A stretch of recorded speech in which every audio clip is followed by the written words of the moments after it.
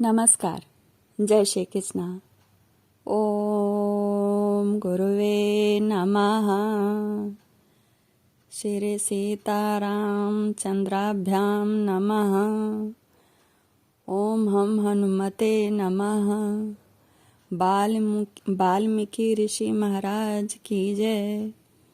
कथा संग्रह विजय लक्ष्मी चैनल में आप सबका स्वागत है. आपको मैं श्री वाल्मीकि द्वारा रचित संस्कृत रामायण का हिंदी में अर्थ सुना रही हूँ. बालकांड के प्रथम सर्ग के 1 से 60 श्लोक प्रथम वीडियो में सुना चुकी हूँ.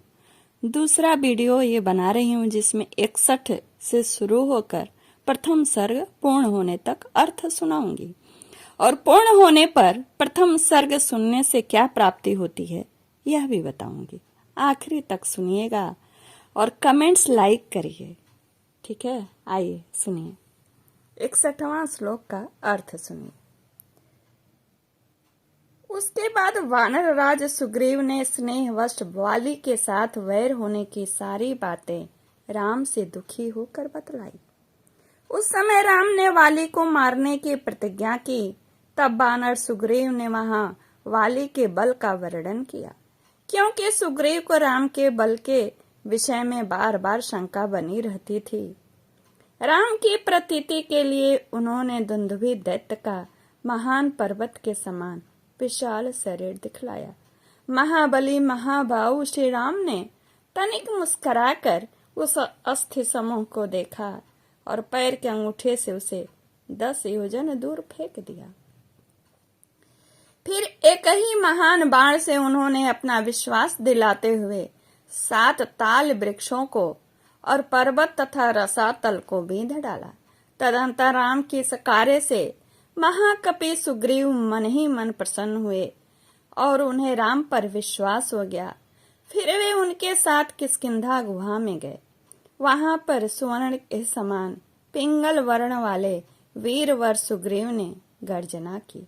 उस महानाद को सुनकर वानर राज वाली अपनी पत्नी तारा को आश्वासन देकर तत्काल घर से बाहर निकला और सुग्रीव से भिड़ गया. वहां राम ने वाली को एक ही बाण से मार गिराया. सुग्रीव के कथनानुसार उस संग्राम में वाली को मारकर उसके राज्य पर राम ने सुग्रीव को ही बिठा दिया. तब उन वानर राज ने भी सभी वानरों को बुलाकर जानकी का पता लगाने के लिए उन्हें चारों दिशाओं में भेजा. तत्पश्चात संपाति नामक गिद्ध के कहने से बलवान हनुमान जी 100 योजन विस्तार वाले क्षार समुद्र को कूदकर लाग गए. वहां रावण पालित लंकापुरी में पहुंचकर उन्होंने अशोक वाटिका में सीता को चिंतामग्न देखा.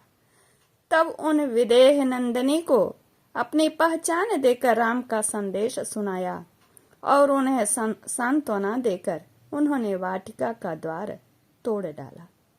फिर 5 सेनापतियों और 7 मंत्री कुमारों की हत्या कर वीर अक्ष कुमार का भी कचुम्बर निकाला. उसके बाद वे जानबूझकर पकड़े गए. और ये जो मैं अर्थ सुना रही हूँ ये जो है वाल्मीकि जी को श्री नारद जी को जब पूछे थे वाल्मीकि जी कि वो कौन है जिससे देवता भी डरते हैं, तो वही वो नारद मुनि वाल्मीकि को सुना रहे हैं. ब्रह्मा जी के वरदान से अपने को ब्रह्मपाश से छुटा हुआ जानकर भी वीर हनुमान जी ने अपने को बांधने वाले उन राक्षसों का अपराध स्वेच्छानुसार सह लिया. तत्पश्चात मिथिलेश कुमारी सीता के स्थान के अतिरिक्त समस्त लंका को जलाकर वे महाकपि हनुमान जी राम को प्रिय संदेश सुनाने के लिए लंका से लौट आए.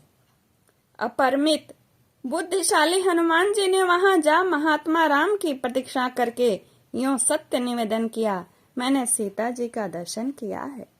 इसके अनंतर सुग्रीव के साथ भगवान राम ने महासागर के तट पर जाकर सूर्य के समान तेजस्वी बाणों से समुद्र को शुद्ध किया. तब नदीपति समुद्र ने अपने को प्रकट कर समुद्र के ही कहने से राम नल से पुल निर्माण कराया. उसी पुल से लंकापुरी में जाकर रावण को मारा। फिर सीता के मिलने पर राम को बड़ी लज्जा हुई। तब भरी सभा में सीता के प्रति वे मर्म भेदी वचन कहने लगे। उनकी इस बात को न सह सकने के कारण साध्वी सीता अग्नि में प्रवेश कर गई। इसके बाद अग्नि के कहने से उन्होंने सीता को निष्कलंक माना। महात्मा श्री रामचंद्र जी के इस महान कर्म से देवता और ऋषियों सहित चराचर त्रिभुवन संतुष्ट हो गया।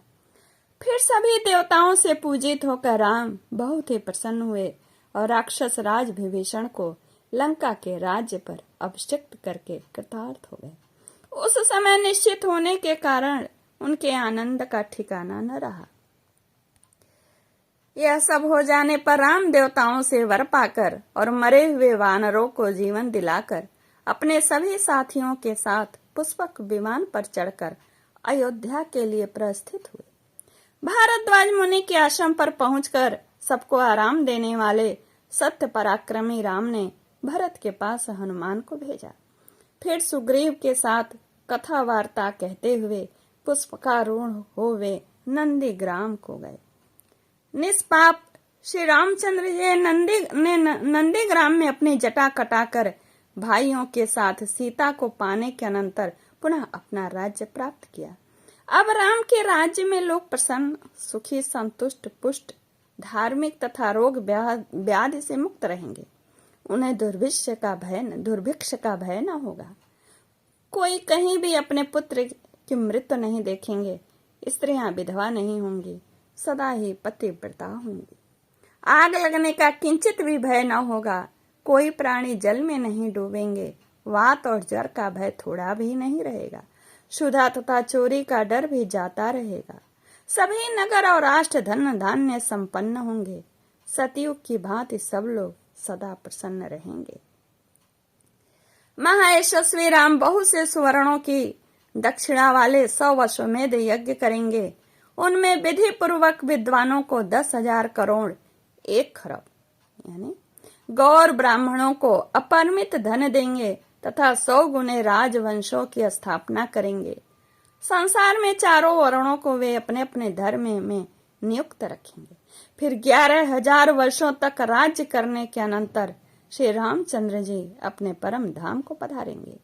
वेद के समान पवित्र, पाप नाशक और पुण्यमय इस रामचरित को जो पढ़ेगा वह सब पापों से मुक्त हो जाएगा। आयु बढ़ाने वाली इस रामायण कथा को पढ़ने वाला मनुष्य मृत्यु के अनंतर पुत्र, पौत्र तथा अन्य परिजन वर्ग के साथ ही स्वर्ग लोक में प्रतिष्ठित होगा।